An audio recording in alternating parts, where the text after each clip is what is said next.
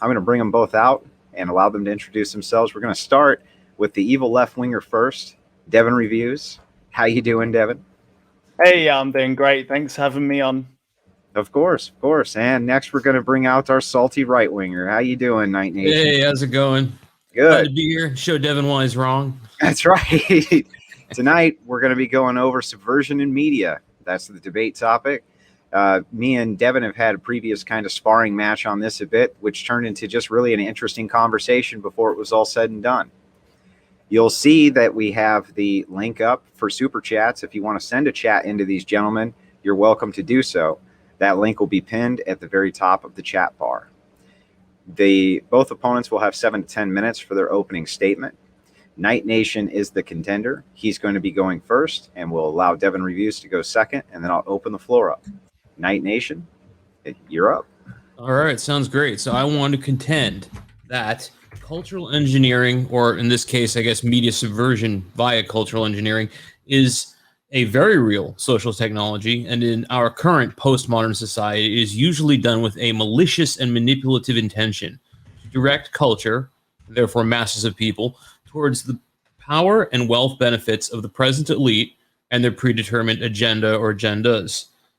I would say that it is not an ill-defined nebulous practice, but a specific, scientifically explicable practice, as articulated in works like Propaganda and Public Relations by Edward Bernays. It utilizes very well-established understandings of psychology and media mediums and group dynamics.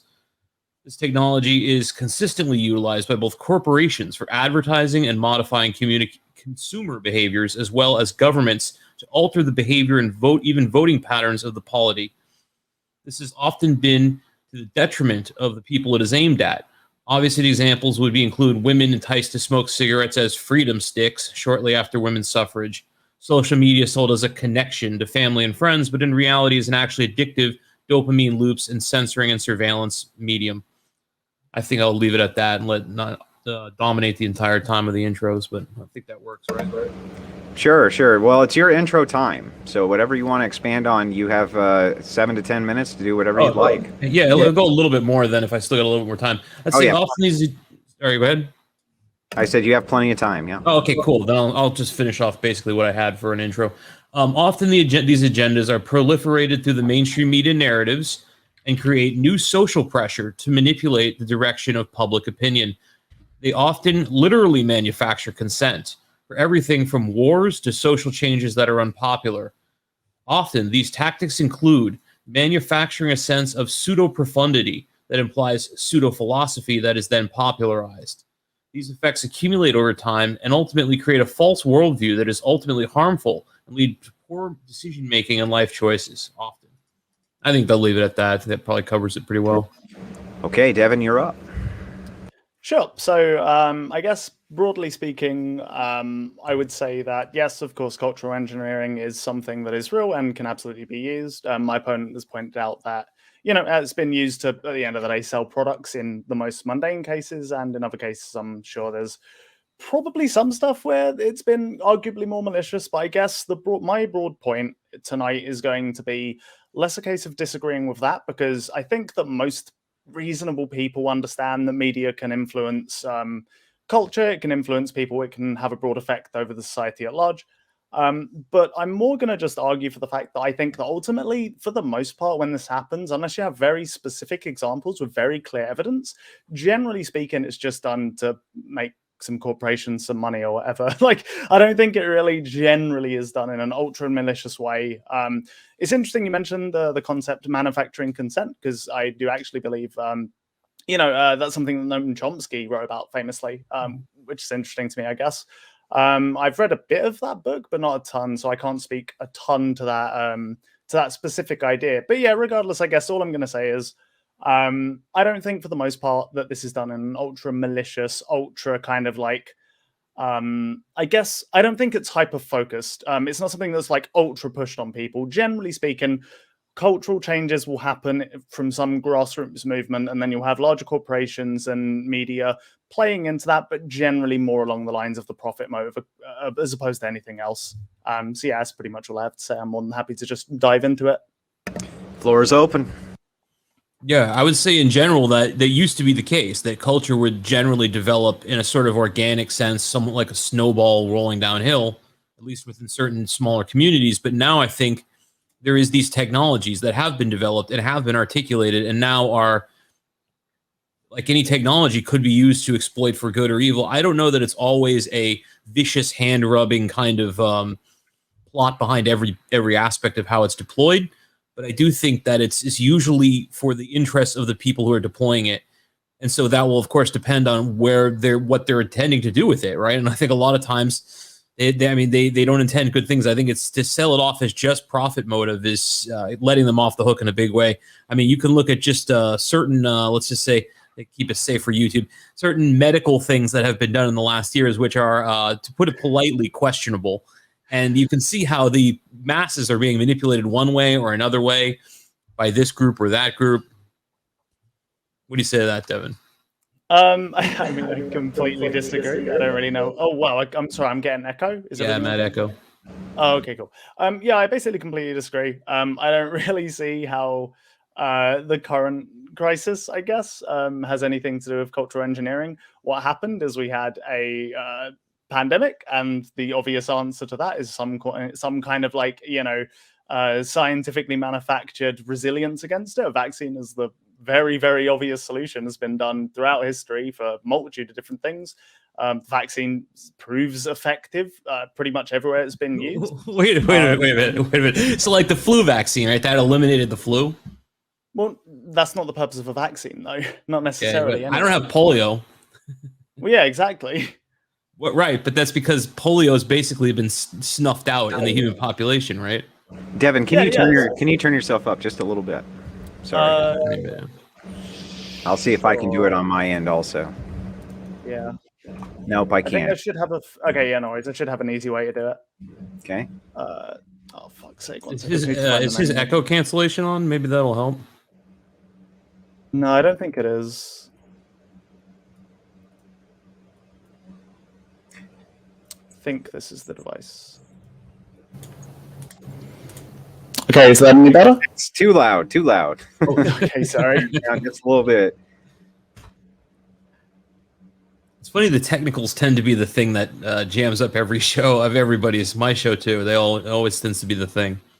How about now? Tougher than people imagine. Much better already. That's good. Oh, that is that okay where it is? That's good. That's good, man. Cool. Okay.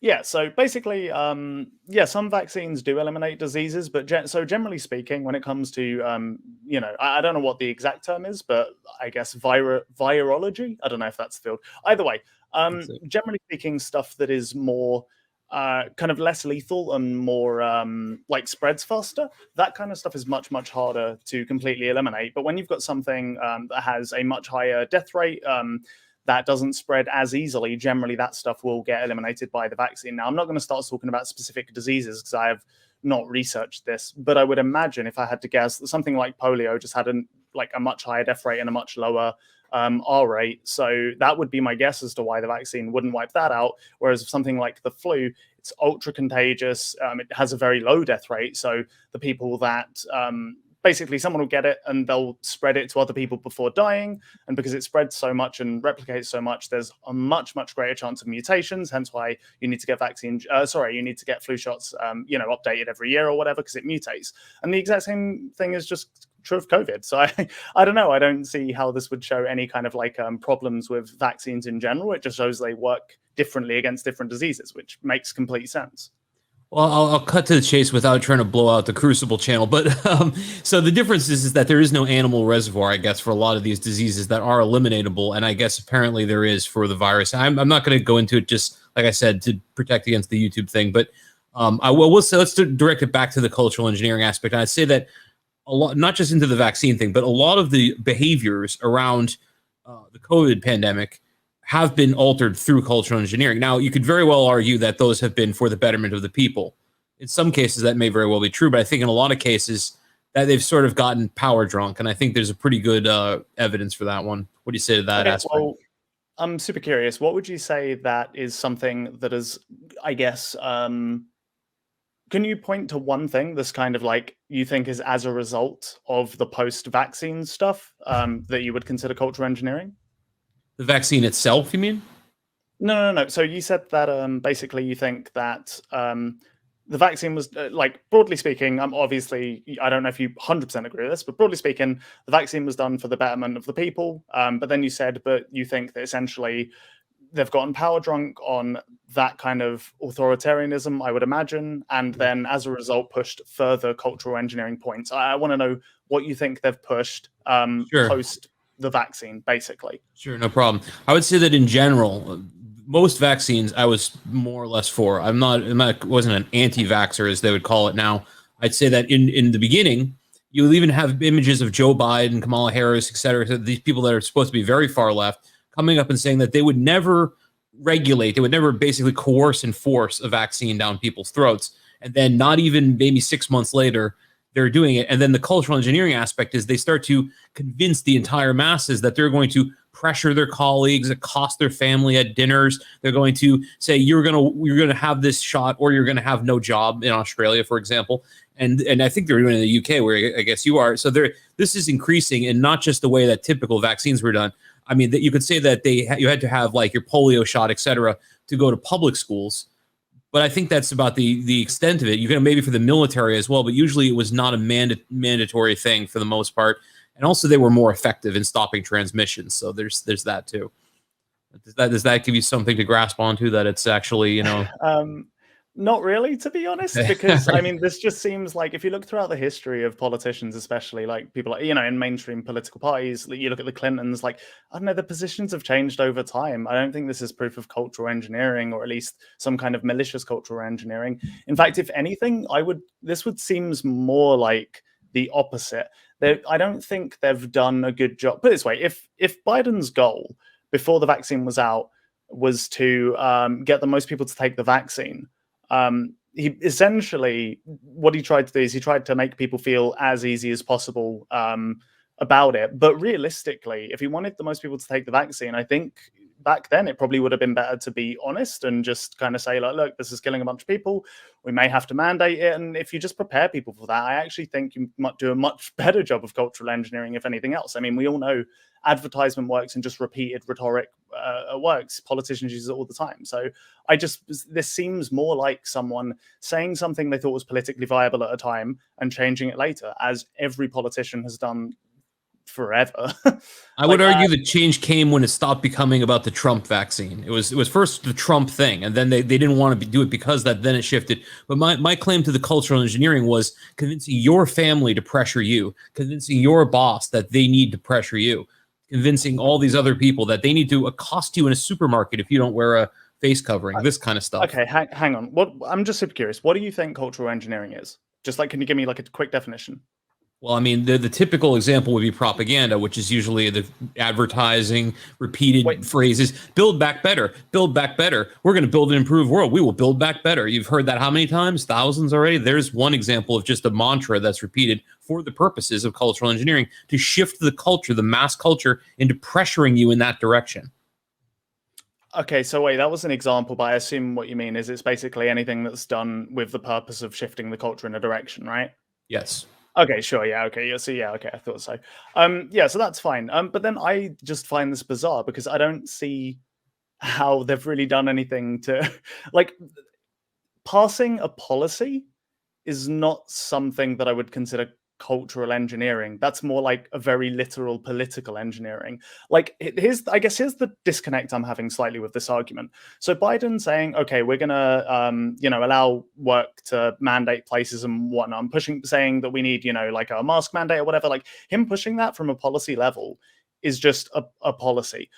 Cultural engineering would be more so, in my opinion, pushing the idea that we can't get past this without, like, I don't know, without certain things in place. And in my opinion, cultural engineering is more to do with making the population okay with a certain thing as opposed to forcing them on it. So, for example, if wait. So no, I was going to correct you, but you got to it. It's changing the perception of the masses. Basically, it's so that they arrive at the goal you want them to arrive at. Them creating a policy as politicians, that's their job. That's not an issue. The issue is how they manipulate and change and alter and massage and manipulate and shift the perception of the people in the populace to do what they want them to do. That's the engineering aspect, right? Yeah, sure, I understand that, but this is kind of what I'm saying. I don't know. I don't really see how can you give me like an example of something that Biden's done to do this? Because sorry, just real quick. Sorry, just really quick. To talk about the switch on the vaccine stance. I also thought it was really dumb. When there was this vaccine skepticism or more skepticism under Trump, I did think it was really dumb. Don't get me wrong. But at the same time, I think it's equally dumb when you have vaccine hesitancy from people that would have taken it under Trump. And I think essentially both sides, I think, are equal. We're gonna have to move past the vaccine COVID stuff into different form of cultural engineering, or else we're gonna get our goose cooked essentially. So I agree. So let's get off that one. Let's get off of that, and we'll stay within the confines of the debate. I understand the point that was broader and being made. I wish we could talk about it, but it's cool. I understand. It's cool. Gotta be careful these days. We'll let you guys go ahead and move past that. I don't want to be part of the team that blew out the Crucible on at the beginning. Okay, well, I tell you. I tell you what. I'll just give you my broad, I guess, I'll give you my broad point, and you can decide where you want to go with attacking it, because I think that might be more fruitful. And maybe, we'll just have to avoid that topic when talking about specific examples. I understand that maybe it's a good example for you to illustrate your point, but it is what it is. So basically, I would just say that generally speaking, over time, culture changes. And these massive attempts to engineer culture amongst the population, as far as I'm aware, I can't really think of any good examples where this has actually been particularly successful. Generally speaking, what I see happens is you have some grassroots sort of culture that, slowly gets kind of more and more mainstream attention. And then everything else starts playing into that, generally speaking, is what I see. So if you have anything that could demonstrate that perhaps this was something that was pushed on the population and really took off as a result of, the higher ups ultra engineering this thing, then I'd be interested to hear it. Well, without getting into any specifics so that we can move on, like Andrew just said, I would say that the normalization is where the cultural engineering comes on. But let's to shift that away, we can see this normalization of things that are not related to medicine, things that are all kinds of in culture, news media, things that are... Yeah, this is what I'm asking for. Yeah, could you give me an example of something? Sure. So, all right. So, I have a lot of examples. So, okay, let's do the BLM Antifa one. Mm-hmm. Okay, so first of all, of course, BLM starts after basically Ferguson and Michael Brown. Right? They come up with this whole thing, and they come up with it and they push it.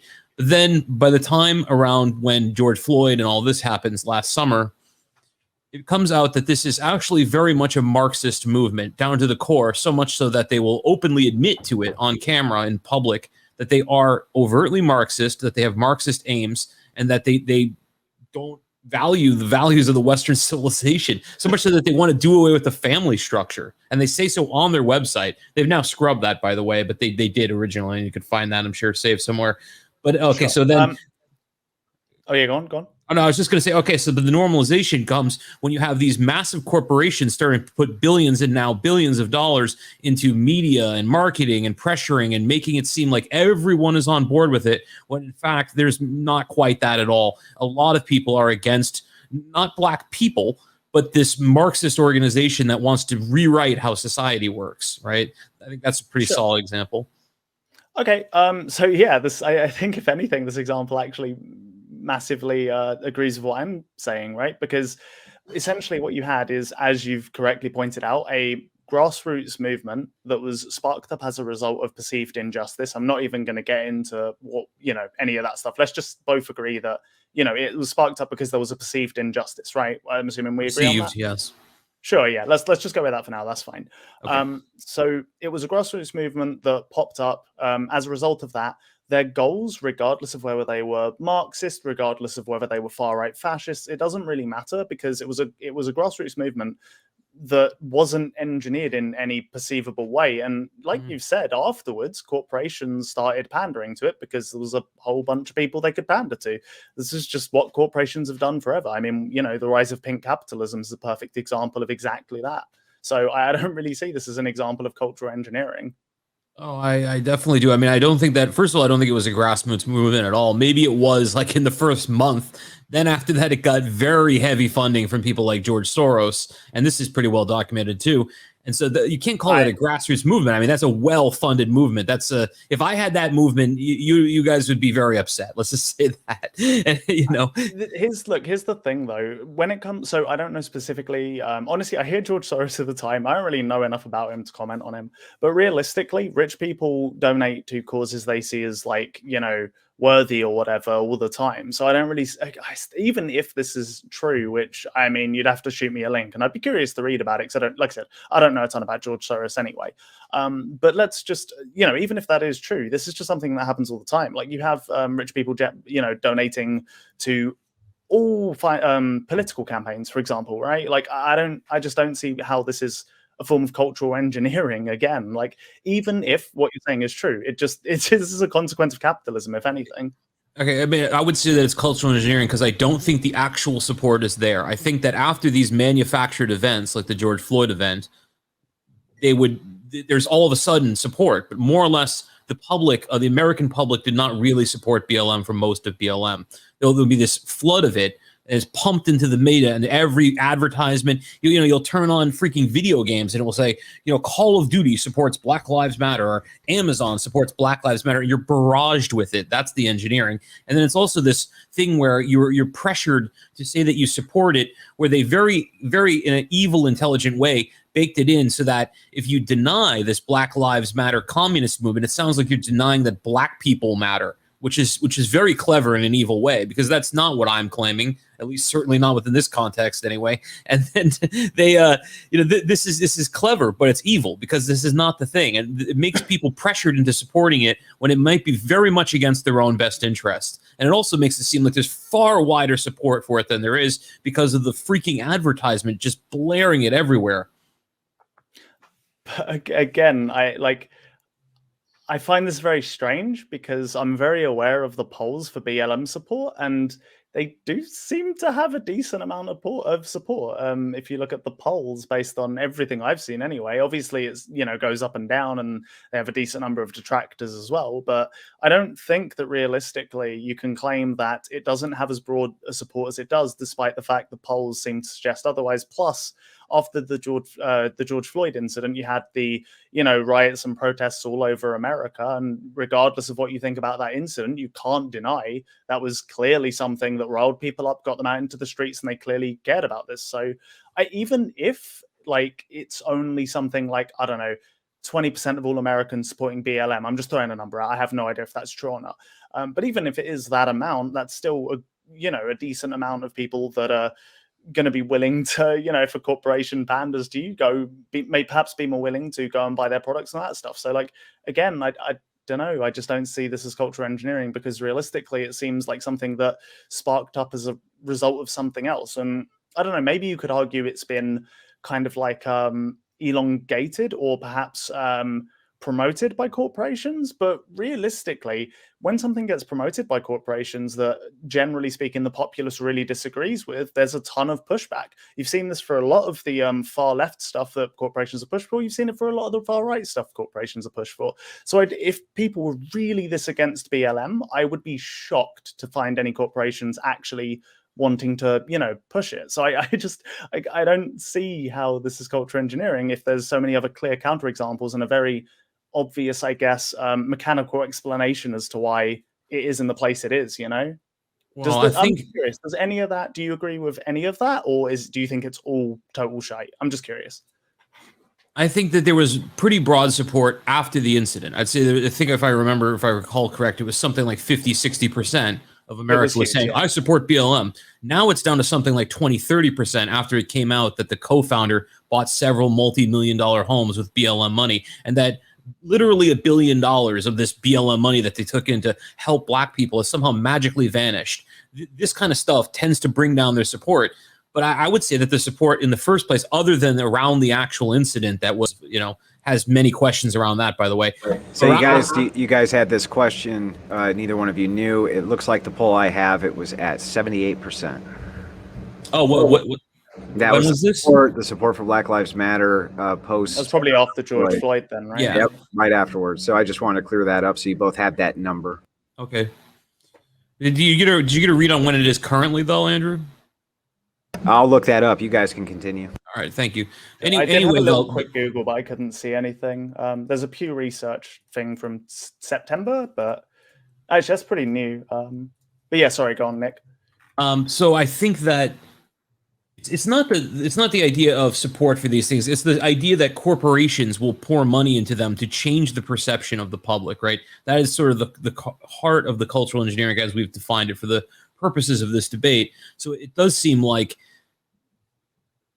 no matter what the actual support is, once they start to do that, once they start to change it through relentless advertising, that starts to give other people the perception that it's supported by other people. And the thing about human psychology is, especially the female half of humans, they tend to be very herd-minded. Males tend to be very pack-minded. Women tend to be very herd-minded. So if they see everyone else going in that direction, they're going to think, I gotta go.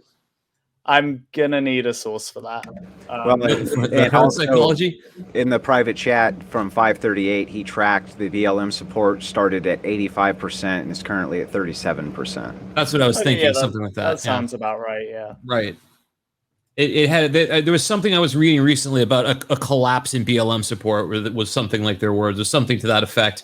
But I mean, the Pew Research one I found seems to have it down at, so this is a bit higher actually. For September 2020, it's 55%. I don't know what the discrepancy between those two numbers are, but I don't think I can't. Yeah, I'm just showing you what the 538 said. They're pretty known to be fairly accurate, I guess, as these things go. So but that's there in the private chat for you guys to reference if you didn't know that. But I'll let you guys keep going. Oh, okay. Let's see where we're at. Black Lives. So you were talking about the differences between women and men, and something. Oh, the psychology I can't remember what it was in reference to. I think so. Mentality, and like you're basically saying that an idea is pushed and that's persists throughout a population because humans have a natural kind of tendency to agree with other humans broadly, is what I guess you're saying. Yeah, I mean, social inclusion is the sort of technical psychological terms to put it in. But I think I got that to source it. I think I got that from Edward Dutton, the I think evolutionary psychologist. He has a YouTube channel too. Okay. You're not a fan, clearly. That I have no idea who that is, but anytime someone says Evo Psych, I get highly skeptical because I think a lot of things can be misattributed to Evo Psych. But I don't know the sources, so I can't really dispute that. He might actually be a sociologist. I'm not sure, to be honest. I know he does a lot around. I know he does a lot around human evolution. That's what I do know. I think we can both be honest here and say that doesn't sound like the best source in the world. I'm not saying it is or isn't true, but just you'd have to look into the studies. We can both agree on that, right? You'd have to look into something a bit more solid. Yeah, I mean, to make a very specific scientific claim, but I'd say that in general, from my own perception, from my own life experience, I tend to see a lot of that effect. I tend to see that men will pack up into a little pack of men, and women tend to go where the group of women go. I don't think that's a bigoted statement to make. I think it's just obvious. Well, I'd say all of that's kind of beside the point and doesn't really have that much to do with our topic. To kind of steer it back on track just a little bit, I'll let you respond to it, but just to steer it back on track just a little bit, maybe you can talk. One of the things that Devin said I have in my notes right now is he's kind of attributing, and I'm not going to mischaracterize your position, but you said, culture engineering is a byproduct of corporations wanting to make money. I think that that's probably a fair characterization to an extent, but do you think that maybe that's a little short-sighted or silly considering the close relationship that governments have with different corporations?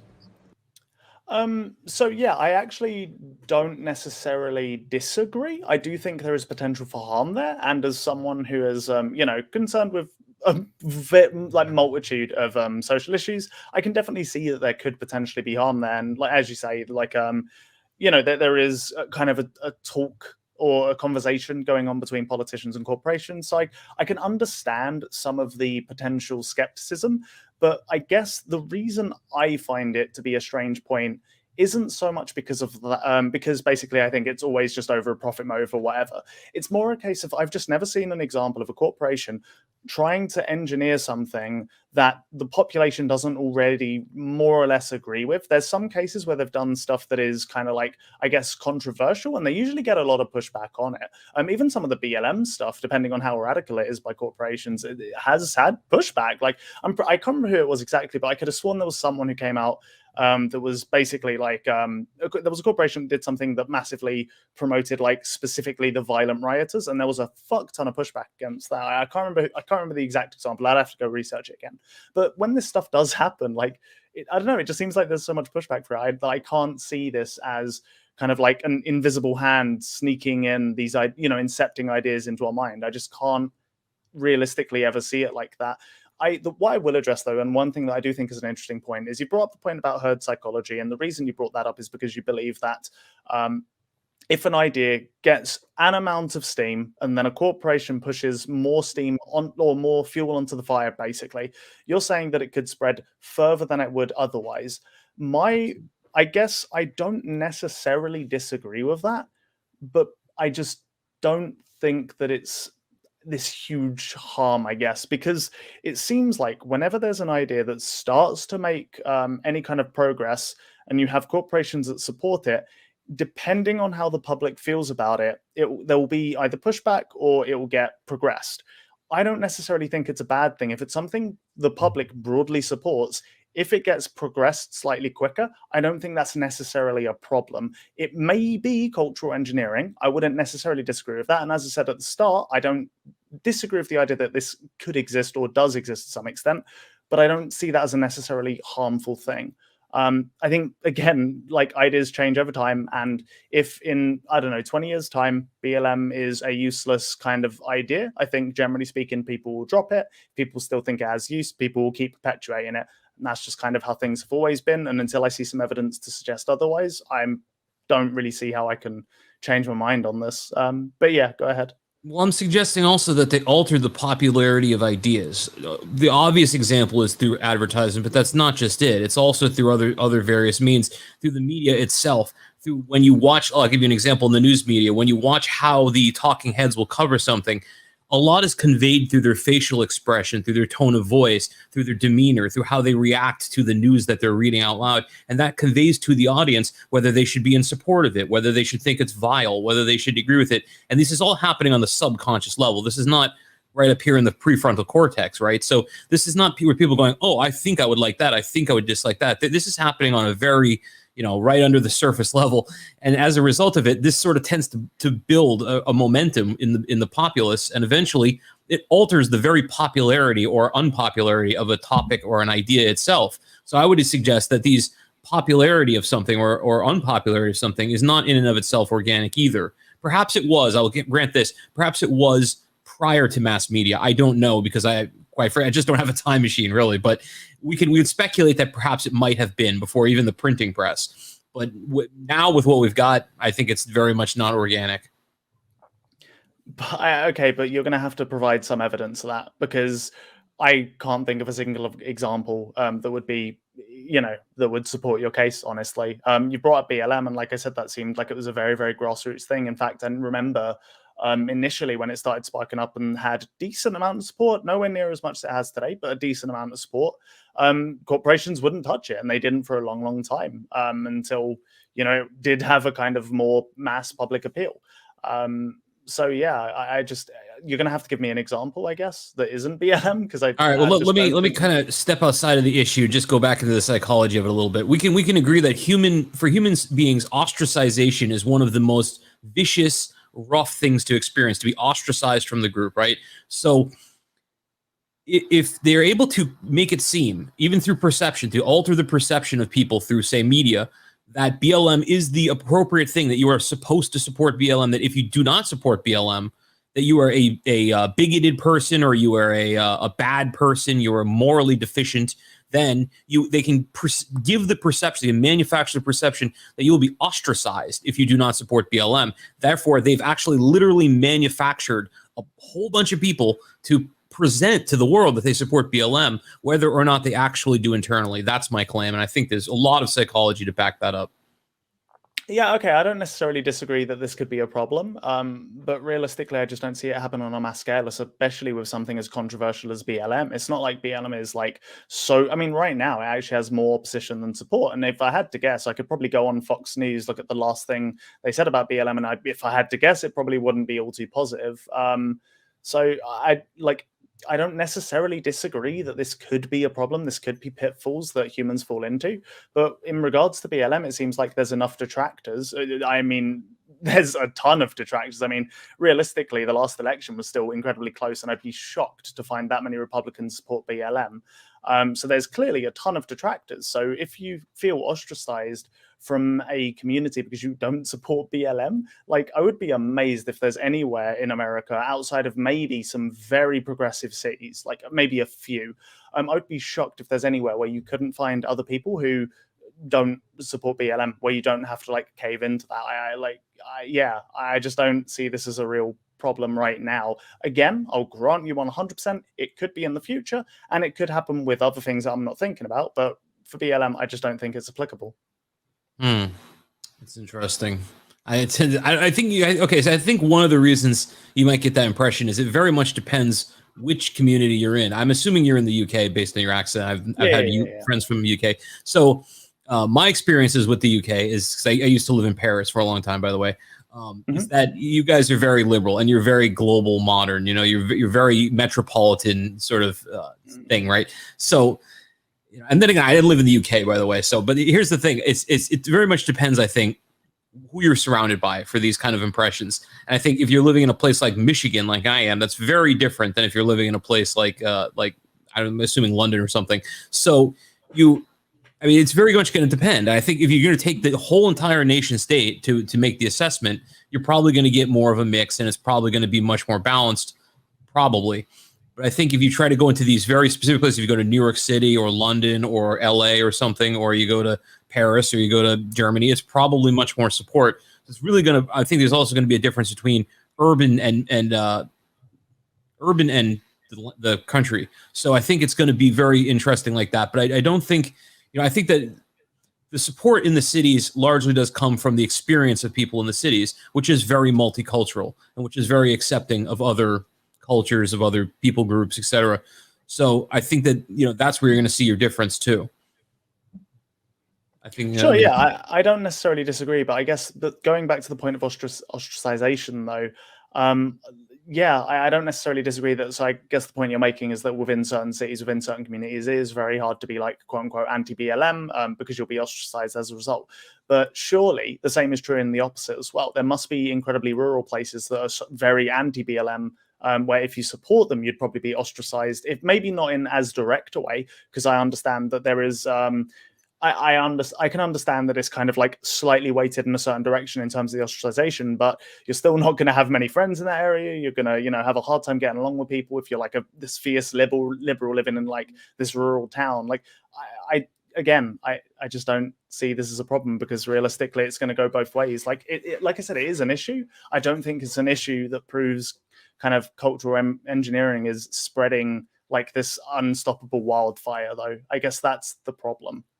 Well, I think the cultural engineering goes back to the perceived popularity of it, especially on the national scale, which I don't necessarily think is the case. In the nation state of America, I think that you have the broad support in those big metropolitan cities, but you go to most of the rest of the country and the support is probably not so much there. And also the support, they might be less open to talking about it for fear of retribution. People have been fired. I mean, like fired from big jobs because they don't openly support BLM. It's not so much don't openly support, maybe more like they actively express their disfavor and displeasure with BLM. And so that implies in what I'm saying about the ostracization, where you're not just ostracized socially, but actually professionally. I'd have to look up some of the examples. I didn't prepare those thinking we're going to go that deep into BLM, but I think that I would have to look them up. But there are examples of people had pretty high profile jobs that expressed that they did not want to support the institution BLM and were then let go of their job for that position. Same with Antifa too, by the way. Yeah, okay, so I don't necessarily disagree that this is a problem, and I do think it's really dumb when you get people in, certain jobs fired especially when they're, or I shouldn't say especially actually, because I could agree with it sometimes, but broadly speaking, basically, if it's something that doesn't involve, if you're a McDonald's worker, for example, if you get fired because of a political position you had, I think that's really dumb. I think we need to cut that shit out. I don't disagree. I think one of the things I actually hate the most is this like ultra vitriolic vigilante justice that happens on both the right and the left. I think that shit is cancerous as fuck, and we need to stop it 100%. I'm always going to agree with you on that. But there are certain instances where I'm sure we can both agree that a certain political stance may affect your ability to do your job, and it's something that you ultimately could hide. So, for example, if you're someone who works in the council in the UK, if let's just say we know 100% for sure this person is incredibly racist, and you're dealing with people that need, a kind of state level of help. Holding a bias towards a certain group of people could cause a huge issue as to who you help with your, help in your job role in regards to handing out kind of like a, what I mean, like social, like governmental help, basically. You get what I'm trying to say, right? Yes, you're saying the bias would lead you to deny them the help they need from the state. Yeah. So in an instance like that, I'm sure we can both agree that would be problematic if you found out, for example, someone was incredibly racist, right? We'd both agree that would be an instance where their political beliefs would be relevant, right? Yeah, I mean, I could nitpick into the definition of what qualifies as racist because it's so nebulous these days. But I think if I know what you're saying, if you have racial hatred towards a person and you're in a position where the racial interactions matter in terms of who gets what and stuff from the state, absolutely. In some very specific positions, I could definitely agree with that. But I would again, I'd emphasize the caveat, very specific. But like, when it's talking about just like a corporate job or some generic employment, I think that's ridiculous. Agree. Okay. We agree. And just to be super clear, based on what I was saying earlier, so when I say racist, I agree it does sometimes get thrown about a bit too, I guess, a bit too liberally. But I'm talking about like when I say that, I mean like a purely philosophical hypothetical in which we know 100% the contents of a person's brain. Obviously, we can never actually know this, but just for the sake of this, if we both agree that, that person would hinder their ability to do their job and thus they probably should be let go, then there are going to be certain instances in real life where, there's going to be blurred lines, of course. There's going to be instances where it's a lot harder to tell, but there will be some of the extreme ends where it's obvious, right? Again, I completely agree. I think the vast majority of cases, if you've got like a computer programmer, for example, and they're like anti-Antifa, like they probably shouldn't get fired for that. That shit's kind of cringe as fuck. Like, we're going to agree 100%. But again, I don't like, this is something that I said earlier when we started talking about ostracization. I don't necessarily disagree that there is a disproportionate amount of power held on one side of the ostracization, but I don't think there's really, you would have to show me that right-wingers losing their jobs due to this is essentially a big, or at least a mid-scale problem. Like, as far as I'm aware, sure. I would be shocked if it's actually that big of a deal. I would imagine that there's instances across all of the US, and they're kind of like one-offs here and there, for the most part. Maybe there's some crazy, like hyper-liberal companies that, vet everybody, and when they find out someone's like posted one thing that doesn't support, like, I don't know, otherkin or some crazy shit like that, then they'll fire them. Like, there's probably a example you can think of like that, but that's the exception. I'm not talking about those people, right? I think I can give a good example, actually. I think the disambiguation I would give is that it would be using BLM as a litmus test for how racist or not people are, because that has been done. I mean, it sounds insane that anyone would do that because it's not, BLM is not all black people. And there are a lot of black people who are not into BLM and don't really appreciate what BLM has done. But they've actually used that in certain circumstances. And my argument, my contention would be that is actually a great example of cultural engineering. This idea that the perception has been massaged to the point where BLM is seen as the litmus test for whether or not someone is racist. What do you say to that idea? I mean, I would need to see specific examples if you're talking about like ostracization in a job sense. I don't necessarily disagree. But I guess I would fall into the camp of like, if someone is anti-BLM, I'd be very, I wouldn't necessarily instantly think they're racist. I think that's kind of dumb, but I definitely would have some reservations about them in regards to racial issues. And I'd be curious to know what their specific beliefs are. So, for example, if you fully believe that BLM is like a 100% Marxist propaganda group that are trying to push, like, socialism across America, then I could understand why that person might be anti-BLM, because they think it's packaged with all of this other stuff, regardless of whether that is or isn't true, right? So I could understand why that person might be anti-BLM, even if I personally think it's kind of dumb. But if you have someone and you start prying, and it's because, oh, actually, they don't think there's any racial injustice in America whatsoever, and they think everyone is treated completely fairly by police and that kind of stuff, like, then I would start to wonder a bit, still not necessarily 100% convinced. But yeah, you would just do some digging and go from there, really. I think support of BLM to some extent can be used as maybe like, I wouldn't say it's not a good litmus test for whether someone's quote unquote racist, but it might be a good kind of barometer as to maybe some of their other views and perhaps areas that they either don't know as much about or just have some strong opinions on, basically. I could see it potentially working as a small test, but maybe not a full-on litmus test. I can agree there, sure.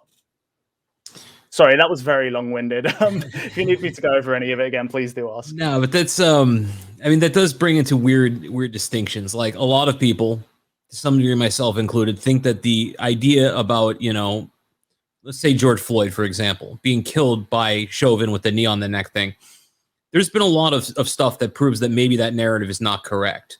You know, does that necessarily mean that it's racial, that I think it's not correct? Or do I think that, you know, for example, that he was on a deadly amount of fentanyl, or that the knee was on the shoulder for a lot of the time? This kind of stuff.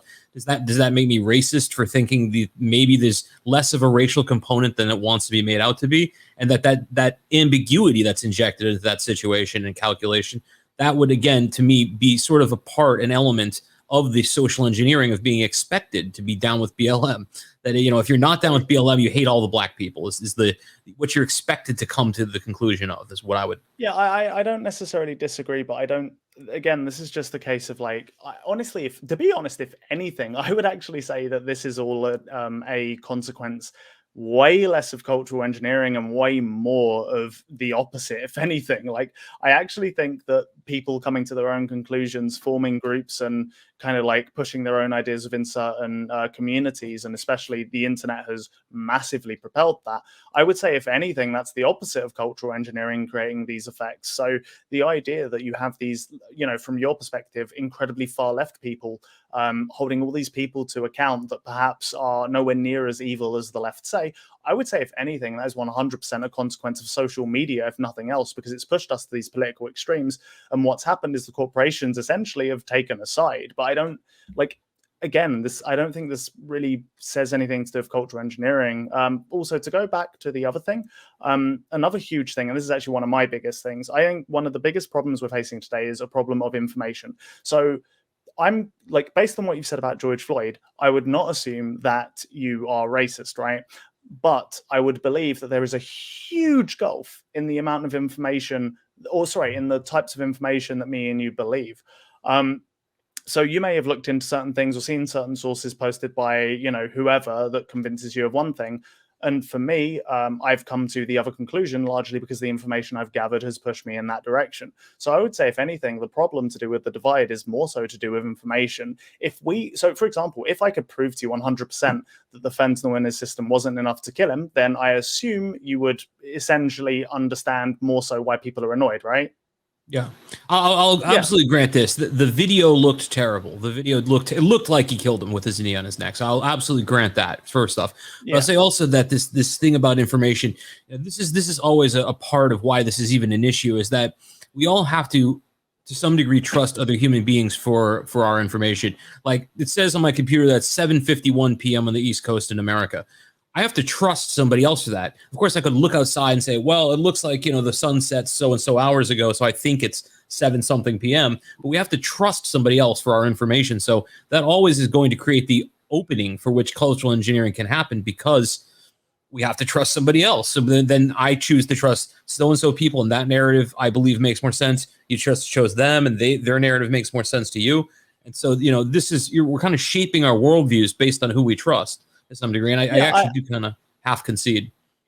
Yeah. So yeah, exactly. Like, yeah, I agree. Of course, this is part of the issue, and this is why this is precisely my issue with cultural engineering in the way I guess you're presenting it. I think there are so many other much more complicated.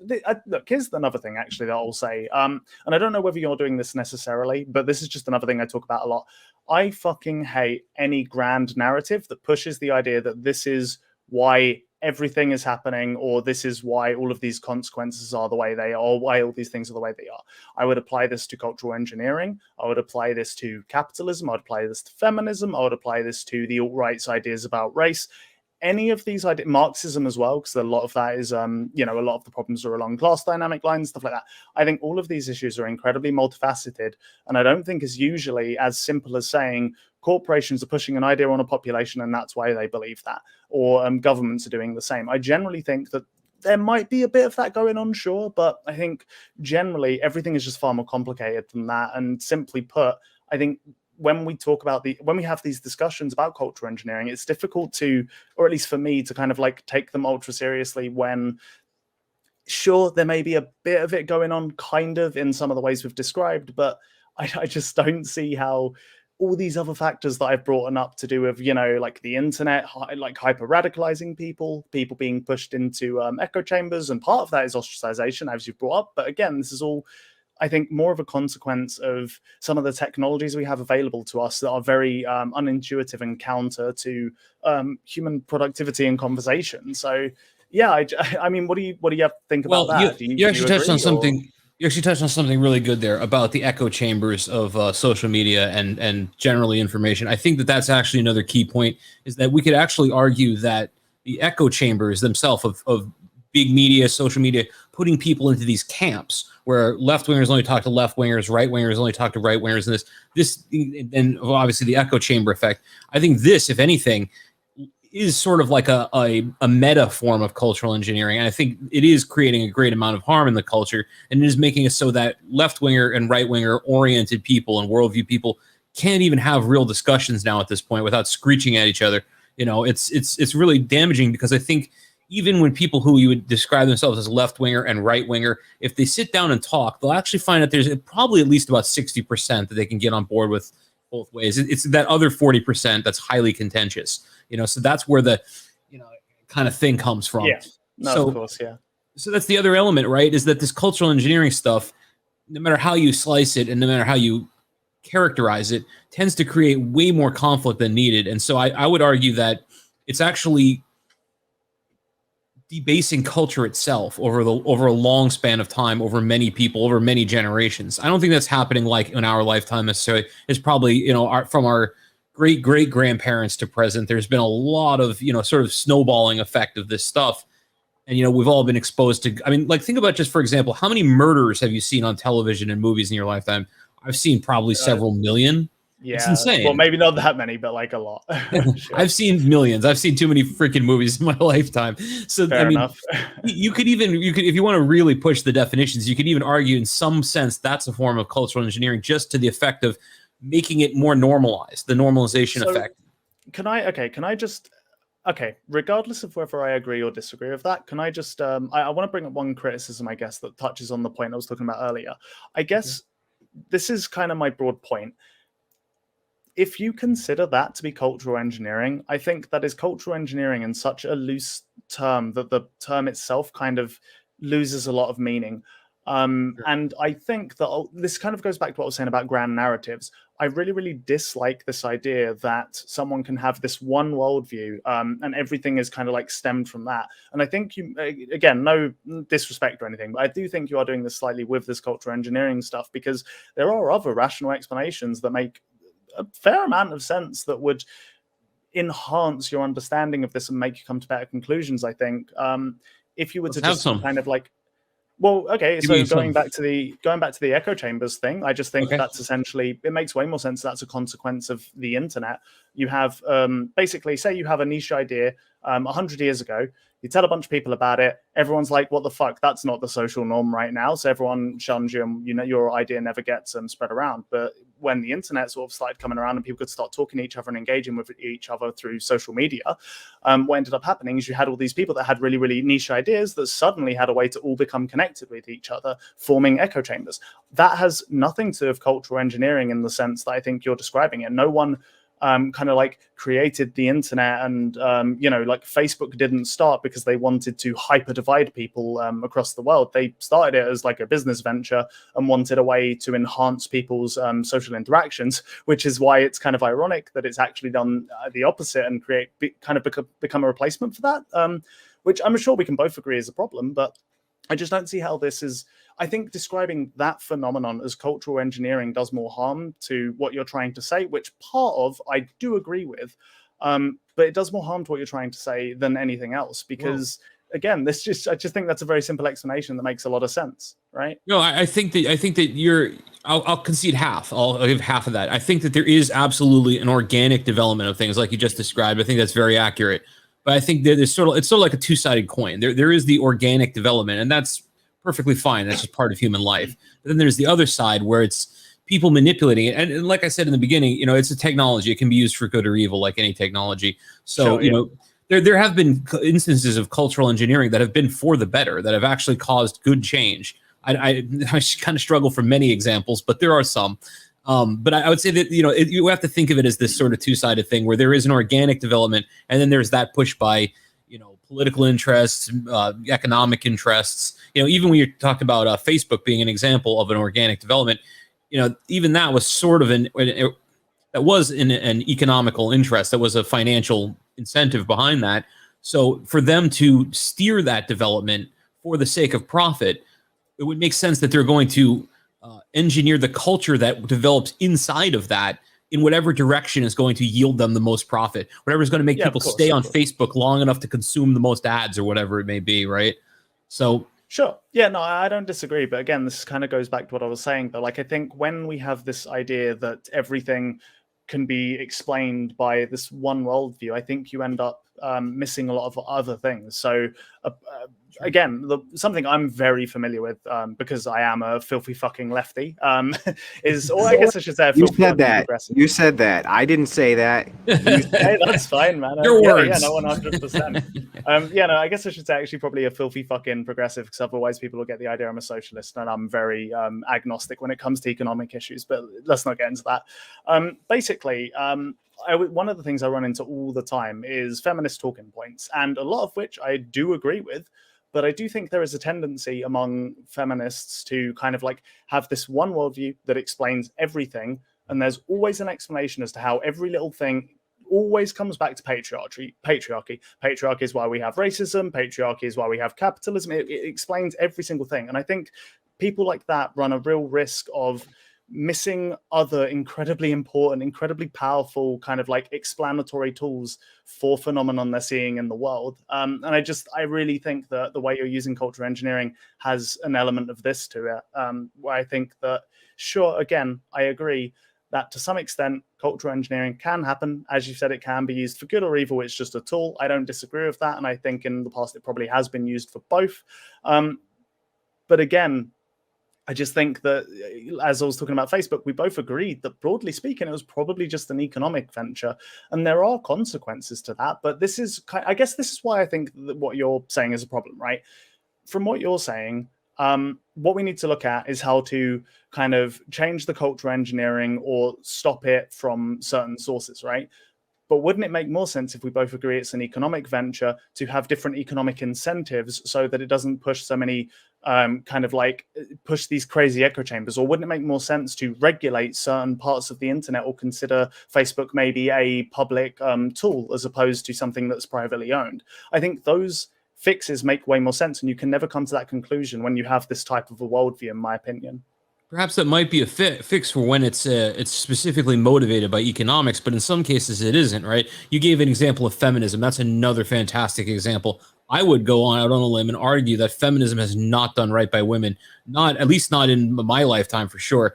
Maybe in the beginning, they wanted the vote, and you can argue about that a lot. I'm still not even sure I'm for that either, actually, to be completely honest. But okay, I mean, I don't think it's done well by them. I really don't. I think there is the results that you can tell the tree by the fruit, and I think that largely they have been screwed over by this. I think they've largely been expected to be as ersatz men and go out there in college and pretend to be fake men, and I don't think they're happy. I think that all of the results show it. I think I could pull up the statistics, but it's like 1 in 4 women is on some kind of psychiatric or mood medication.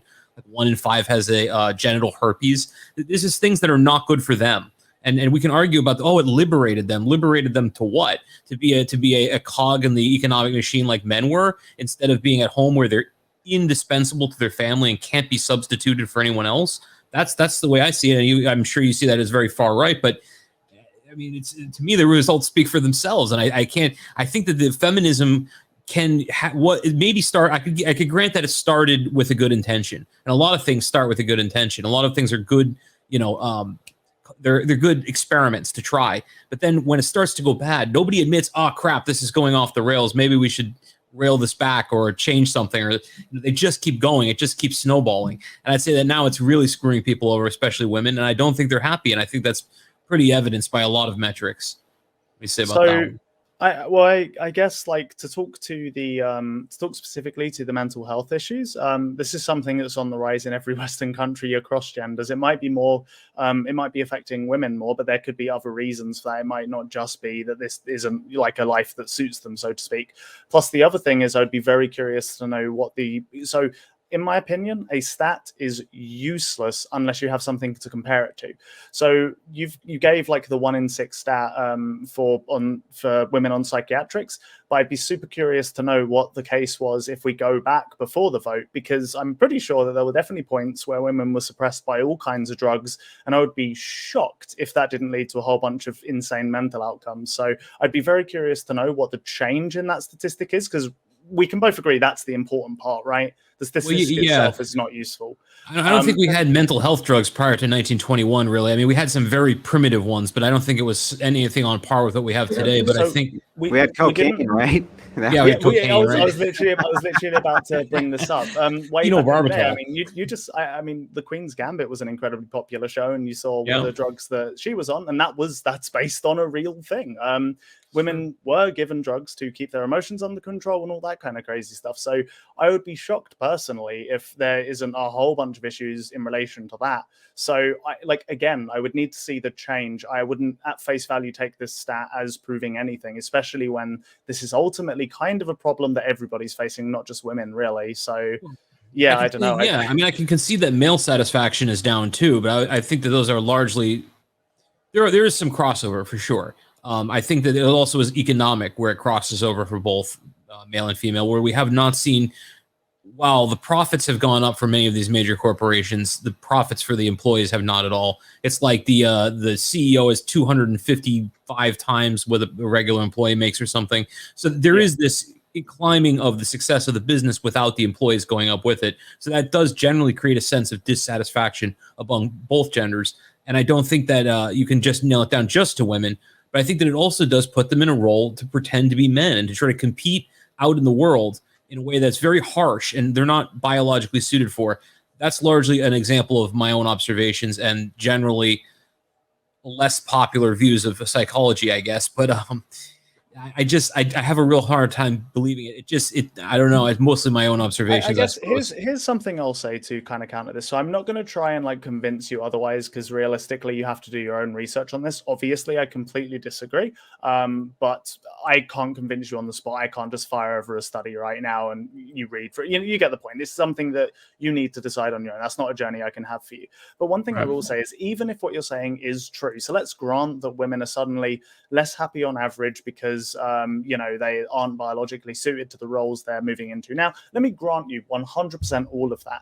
The issue I have with that is that even if that's true, people will fight against perceived oppression regardless. And I think that struggle makes them more unhappy than anything else, or at least the fact they're struggling against it clearly shows they want to change that and are unhappy with the way things currently are. So I think if you were to go ahead. But I mean that kind of dials right back into the main topic, right? If there is perceived oppression where there isn't actual oppression, doesn't that imply that it's sort of been, the perception has been engineered, that maybe it's been pushed by media constantly? They've been constantly had a drum to the head. Oh no, this patriarchy is coming down on me. Oh God. When really there is no fucking patriarchy in the West. I hate to break it to people.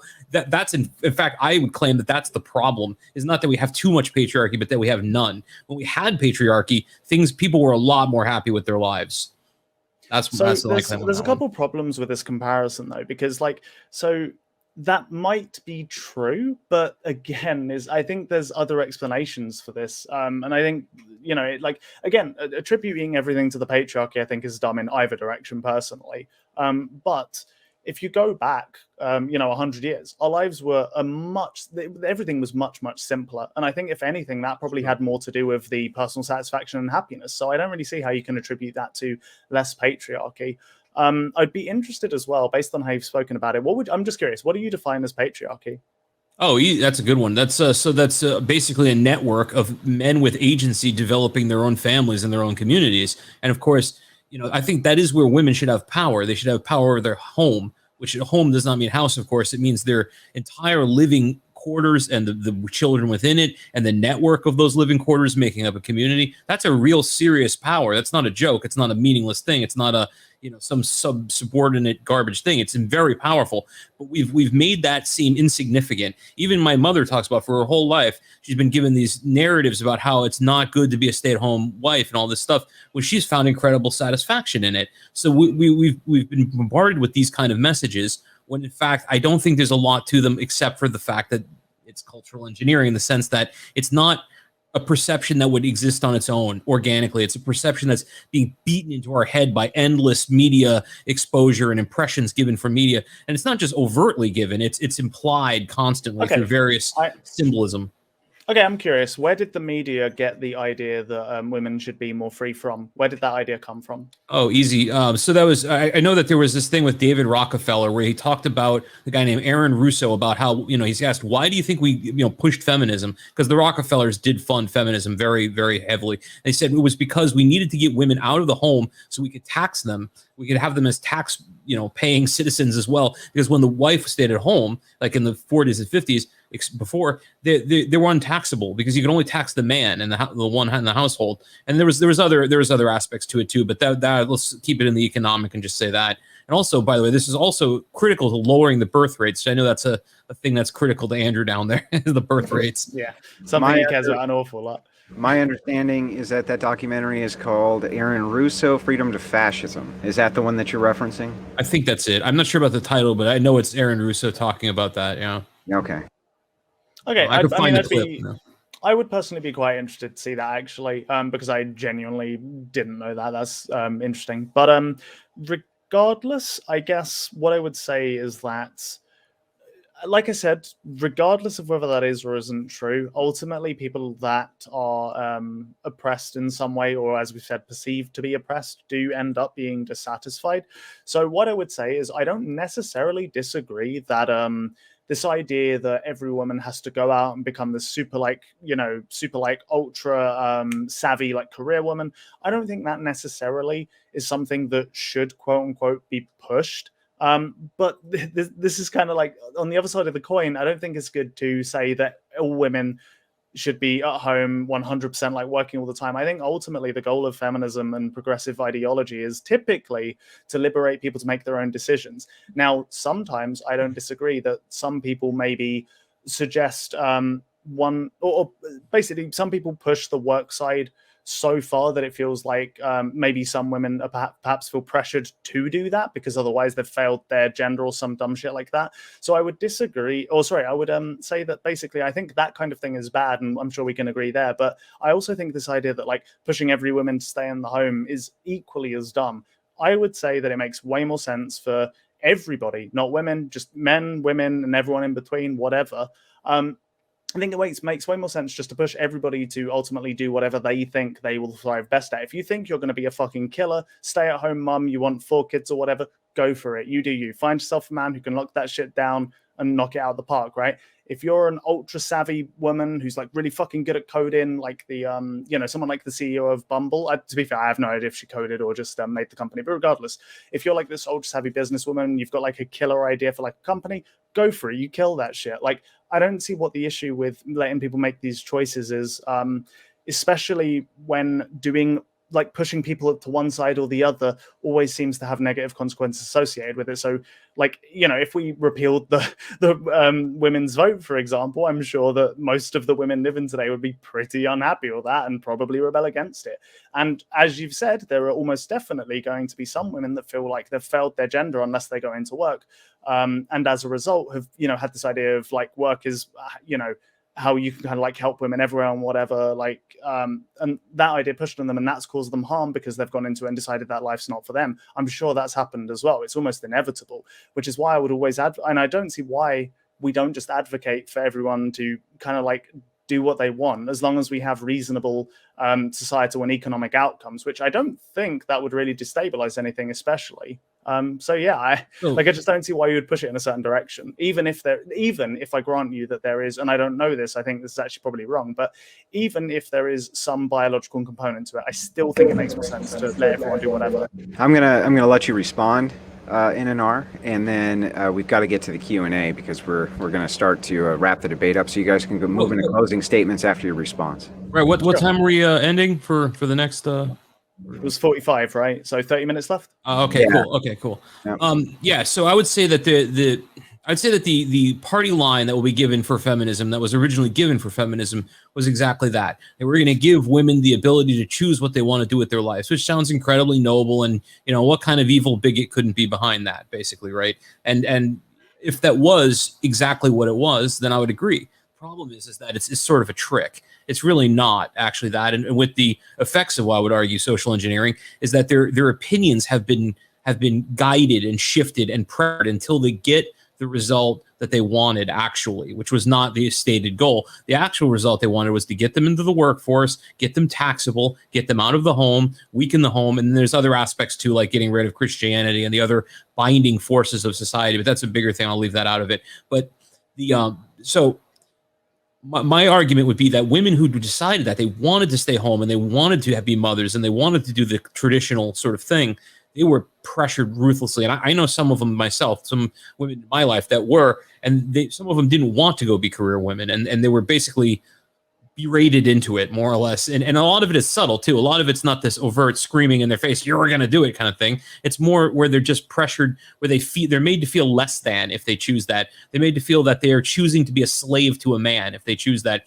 When really, I don't think that that's what a housewife is. I don't see them as a slave. I don't even see being a submissive woman to be a slave. I don't think that's the same thing. I don't think those are synonyms. I think that it just means that you're not going to constantly butt heads and challenge against the man. I think that's more what it means. But, you know, that's not the common understanding. Now, if you do go to tell women that you want them to be submissive, they think you're suggesting like chains and slavery. You know, they think it's like swing low, sweet chariot. You know, they think it's like actual slavery. Can I just bring something up, though, to be fair to talk to this point? So I don't necessarily disagree with you in the sense that, you know, like there's like, if that's the kind of person you want to be, there's nothing wrong with that. And like I said already, I'm sure there are plenty of examples of women who felt like they were forced into work. But can you not understand why when someone like you broadly says, and when I say someone like you, I just mean when the right says this in general, right?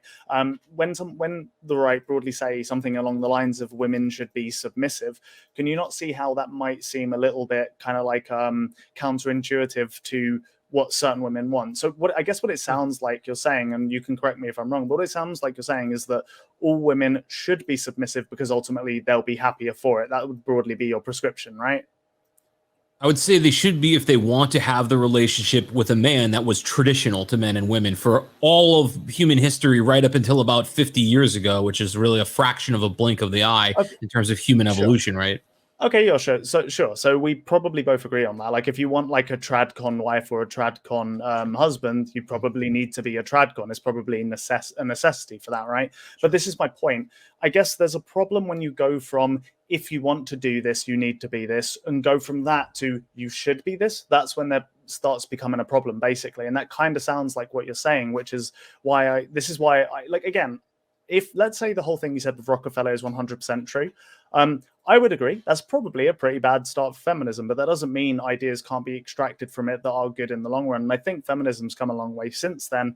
And I would say that, broadly speaking, the vast majority of the people I speak to today are in favor of, like, you know, if you want to go and be a housewife, go be a housewife, go get yourself that tradcon husband, you know, like if you want to, you know, if you want that life for yourself, go for it. I don't know personally, I don't know anyone, and I know I hate anecdotes as well, but I personally don't know a single person who would push someone towards work if they didn't want to do that. Like, everyone I know is incredibly empathetic and will say that, like, okay, if you want a kind of more traditional lifestyle, go for it. Like, nobody is stopping you. And this is kind of why, I guess this is broadly the issue I have with the perspective you're putting forth. I just don't see why we need to push people down these super rigid routes, especially when we've moved more liberally as time's gone on, broadly speaking. Obviously, there's exceptions to that. But broadly speaking, we've moved more liberally as things have gone on. People have been given more freedoms, and they'll work themselves out over time. Maybe right now there's this push from feminism, so it feels like every woman has to be like a career woman, but over time, that will dissipate. We'll get more women that will just want to be housewives, and there already are loads of examples of this I could point to, like even online, right? Like,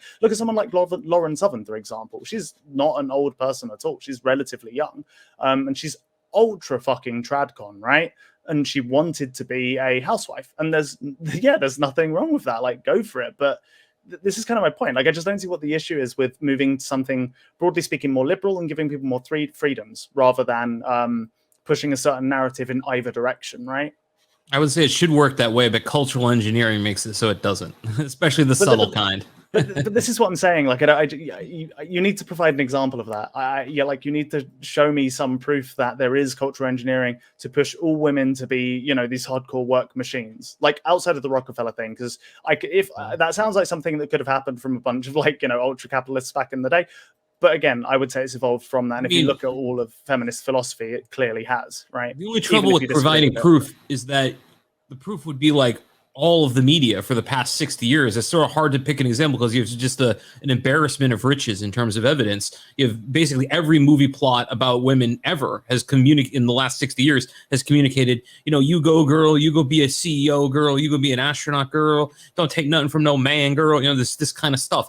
And it's not usually not that in your face. It's not like a punch in the face. It's this subtle subtext throughout the whole plot of the movie or the TV show or whatever. And there's so much to choose from. I mean, I could probably pick 50, but we'd have to kind of take the time to do that. And we have like a couple minutes left, I guess. But this is kind of the problem I'm having, though, because I actually really disagree with that, because I would say there's plenty of examples of stay-at-home mums in media that are not like, it's not done as like a punchline or anything. I mean, I literally just last year watched I'm Thinking of Ending Things, which I'm a filthy hipster fuck, so I do apologize. A bit of a niche movie, but you said that shit.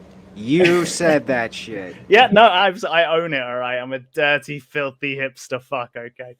But yeah, no, I just watched I'm Thinking of Ending. Yeah, I just watched I'm Thinking of Ending Things not too long ago, and the relationship the parents of the son who they were going to visit, they had like an ultra traditional marriage. Like, the mother was very clearly just like a stay-at-home mum. She just stayed, look after the kids, like did all the house chores and stuff. The father talked about all his work, and it wasn't a punchline. It wasn't something that was like degraded or anything like that. It was just a realistic example. I don't know if I'd say it was like promoted as such, but it was just kind of there in, with all the like warts and all, right? Like, that's all it was. And I'll have to see that. To see what you're saying, because I've seen very few examples of what you're talking about in the past 60 years. I'm sure there are a few, but that's interesting. You could give one, because I can think of very few. I actually can't think of any off the tip of my head, but I'm sure I'd have to think about some. But I mean, like, honestly, this is just one of those things where, like, I can agree that it's probably moved in a certain direction. There probably are more women doing other roles, but I guess this is like the reason for that makes sense, right? It's just the case of like, so there's women underrepresented in certain places, so you have these movies that are kind of like almost like a female power fantasy of them in that like particular role, right? But I don't see what the issue. Wouldn't you agree that most of the narratives in those films, most of the subtext of most of those plots are pushing women towards the career power trajectory more than the opposite? Just to nutshell the whole thing, that's you see the majority, like 90%, right? Sure. Okay. But even if I agree with that, I don't think it's a bad thing necessarily, because I don't think somebody would see all the media out there and hardcore go down the like, I have to be a career woman route. I don't think that it has that effect on people. We've got to get to the Q&A. Yeah, now. No worries. All right. Let's do it. Before we do, just so you guys know, there is a price of admission in the Crucible. I'm sure that you guys have seen this.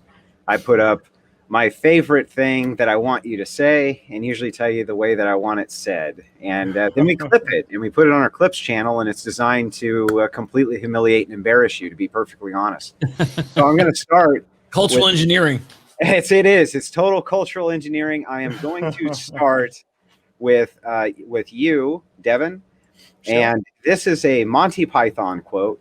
And if you could give me your best filthy English accent Okay, while you say it, that would be great. It's right there in the private chat. Okay, one sec. A witch. We have found a witch. Can we burn her? Yes. Good. Good. I like it. Okay. Next, we're going to go with you, NNR. This one's a little bit longer. We need your best Clint Eastwood impression. Very best Clint Eastwood impression. You got to read this whole thing. I gotta get into frame here. If you got to mute yourself and practice for a second, that's okay. All right.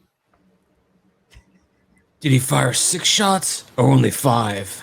Well, to tell you the truth, in all this excitement, I kind of lost track myself. But this is a 44 Magnum, the most powerful handgun in the world, and would blow your head clean off. We got to ask yourself one question. Do I feel lucky? Well, do you, punk? I feel like that was a total failure. Maybe a failure on my part. Total failure. The clips guy, don't even clip it. Don't even touch it. Jesus Christ, throw man. it in the fucking garbage. Wow. Next time he comes back. refs in chat. Wow. Next time This he is the comes biggest back. hell I've ever seen in a day. Ouch, Damn, man. son. Tried really hard on that one too. Couple questions for you. Couple of questions. All right, let's have it. So first and foremost for you, Devin, you think the BLM was a grassroots organization? That's okay. But what about Antifa? They are an agitation-based political group that essentially uses terror techniques like planting bricks and things like that for the purposes of social engineering. I mean, even if that's true, that doesn't change anything about them being a grassroots organization. I think Antifa have existed essentially since essentially since the Nazis, as far as I'm aware, in some capacity. And it's kind of just been something that's a holdover from that whole clash, I guess. So I don't see how you could say it isn't grassroots, even if the other stuff is maybe true, which I don't even know if I'd agree with. I'd have to think about it, but regardless, yeah. Okay. Right-wingers losing their job over political opinions that aren't extreme is always an extreme problem, isn't it? Yes. Oh, sorry, was this for me or Nick? It's for both of you. Oh, okay. Well, I guess, again, my answer would be, like I said, I would have to see that this is something that's happening on a major scale. If it's something like, I don't know, if 0.0001% of all firings is political, I don't really think that's a major issue, you know? It just depends on what scale this is happening. Night Nation? I'd say it's a huge issue. I'd say that this is an entirely new thing. I mean, I know that my parents, my grandparents had political opinions that were not in line with the party doctrine of the now what seems to be a one-party state in the United States. They would not be fired over it if they were not in favor of some overtly Marxist movements in the United States. They would not be fired over that. In fact, we used to have efforts to rout out the Marxist movements as a cancer, and now we just let them fester and we attack anyone that doesn't agree. So I think that's pretty. Passing legislation isn't cultural engineering. Why not? Okay, when we use words, we broadly speaking have an idea in our mind of what they mean. I think passing policy isn't something we typically associate with cultural engineering. Cultural engineering is typically I would define it as some form of it's an idea pushed upon a population in typically an underhanded way. That's the general kind of, what's the word? That's kind of what people mean when they say cultural engineering. It's like some underhanded way to make people believe a certain thing. Passing a law isn't going to do that, and thus I wouldn't consider it cultural engineering. Night Nation? Passing legislation isn't cultural engineering. Why not? I would say that it could be or it could not be. I'd say it is if it's done for the sake of shifting public opinion and perception in one direction or another. I'd say if it's just generically a policy that doesn't necessarily have that effect, not necessarily. Aren't influencers cultural engineers? Aren't you an influencer? Yeah, sure. I guess to some extent. Night Nation? Oh, sorry. Go ahead. Yeah, I mean, I'd say also again they can be. I would say it depends on the reach of the influencer. Like I'm a fairly small streamer, so I don't think I'm necessarily like a much of a culture engineer. At least not at this point. Maybe someday I will be. I guess. Hopefully, I'd do a better job than the current slate of people that are powerful and making it happen. I'm culturally engineering. Okay, Yeah. you hear what I'm saying? We've been talking about birth. I'm trying to culturally engineer the birth rates. Go ahead, Devin. Sorry, yeah, I was nailed it. No, I was going to say just real quick. Basically, this is broadly kind of what I was saying earlier about grand narratives. Like, this is one of the problems I really don't like with these worldviews that can explain everything. Is you typically end up using it to explain everything when other things are usually better explanatory, like forces for certain things. Like when you want to say that policy and influencers are cultural engineers, then like everything is fucking cultural engineering, and that's a real problem if that's kind of how you view things. Gotcha. We do have a couple other questions. I'm sorry I have to cut the stream a little bit short, but we have to prep for our next debate that's coming up. We're certainly glad that both of you guys came on tonight, that you headlined for the next debate. It was a great debate, by the way. Devin Reviews, where can everybody find you?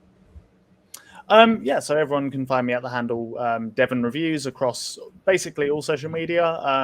My main hustle right now is my Twitch. So if you go over to twitch.tv/Devin Reviews, I'm playing a bunch of really niche indie games over there. Right now I'm running through Hades, which has been a fantastic time. And also I have a YouTube channel that I do a fuck ton of stuff on. If you're interested in analytical content across all sorts of media, then go check out my YouTube channel. Night Nation, where can everybody find you? All right. Well, I'm basically streaming mostly to Odyssey. You can also catch the restream on DLive. I'm on Night Nation Review on both. I can also find all my links. I posted the link tree in the chat, so all my links are there. Donations, all the shows, everything's all there. You can also find me on Twitter. I am actually I realize I'm also on Twitch, although I'm not really big there because I'm not a Marxist. So, well, I will say this: after listening to this debate, it's very clear that I don't think anybody got their opinion very shifted on anything, but I do think that there was good points back and forth, some of which I hadn't really thought of. One example of something that you had said that kind of moved past the realm of where I had even thought things were going was the amount of cultural engineering that's really happened to women, especially to kind of keep them out of that housewife role. You know what I mean?